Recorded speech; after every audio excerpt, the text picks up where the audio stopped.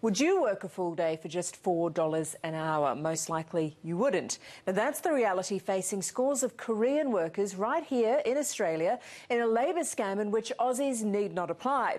A Current Affair went undercover with the workers to highlight their plight and to expose what their employers are really up to. I feel like being a slave. Can I ask you, how much are you paying your workers? I'm paying the right amount. We come all the way from other country, so we have to survive. Look around, it seems like you're only hiring foreign workers. Is that because they don't know their rights or they don't stand up for their rights? No one deserves to be treated differently no matter their race. They're telling us that they're not being paid appropriately. Can you please that they're being paid $4, $5, $6, $7 an hour. Is that appropriate? Daybreak and a long procession of cars and minivans arrive at this berry farm. Inside the vehicles, dozens of Korean labourers are about to endure another long, hot day of exploitation. The work starts 6 and there's no finish time. So whenever we finish our work, then we can leave. The conditions these workers are expected to endure are quite simply illegal. But the workers we spoke to say they feel helpless, unable to fight back. If I say something, even a word, then they will fire people. And 3 of my friends got fired and they have to leave. Because they complain? Yes. To expose this shameful foreign labour scam, A Current Affair asked a number of the workers to take our cameras to their work and to where they're forced to live. 2 months ago I came to Australia and I'm planning to study here, so I need money for the school fee. This worker, who we'll call Evelyn, works at the Burlington Berry Farm just outside of Launceston. When she arrived at the farm on her first day, she was surprised to see there were no locals picking fruit with her. Most of them are Korean and Taiwanese. That's not because there's a shortage of local workers available. In town, the economy is slow and jobs are hard to come by. That's why Michael Nicholson and Sam Newman applied for work at Burlington Berries. Being 20, no skills at all. It's very hard to find a job and get started. Almost immediately, Michael says things seemed suspicious. I found it a bit dodgy that they didn't really talk in specifics about the wages. Sam says he was told the labour contractors, who are also Korean and who do the hiring for the farm, had a strict no Aussies policy. Originally, I asked my friend to get me a job, and he asked the boss about giving me a job, and he said that he's not going to hire any Australians. They choose to hire agents because agent doesn't know anything about the role. This worker, who we'll call Henry, believes the contractors also take advantage of the language barrier. Many workers couldn't speak English. That's why they can easily control all the picker and other workers. Henry and Evelyn say fruit pickers on the farm are paid just a fraction of the hourly minimum wage Australian workers would receive.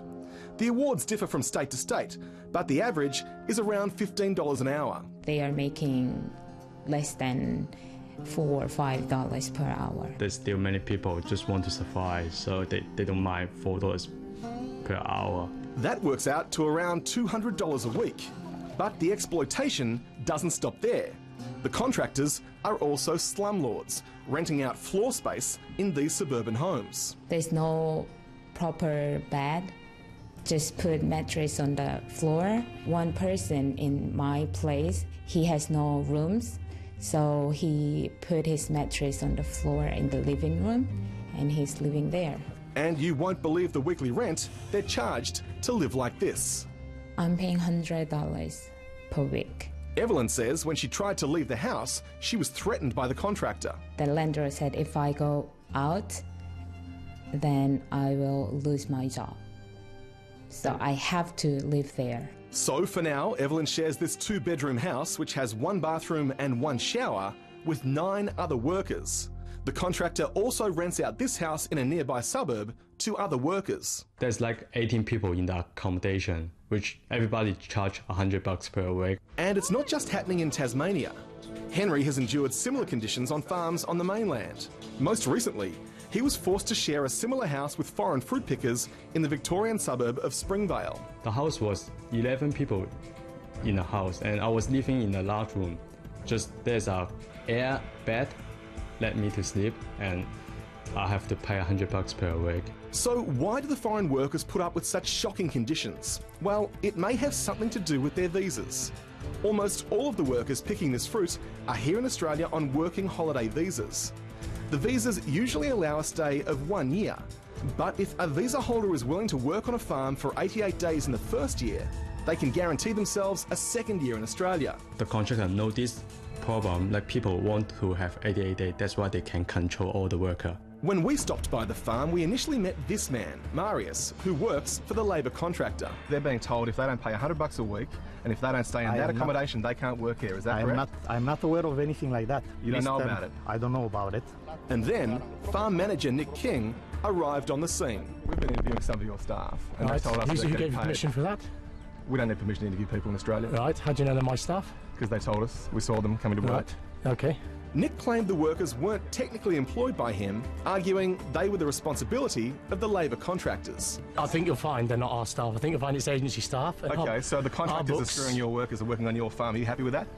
we look into it and we audit, and our books are audited. We can't be auditing very well because they're getting paid. That's all I've got to say. Nice, you can go. What about the conditions where they're being told that they've got to stay in accommodation provided by your contractors or they don't work here?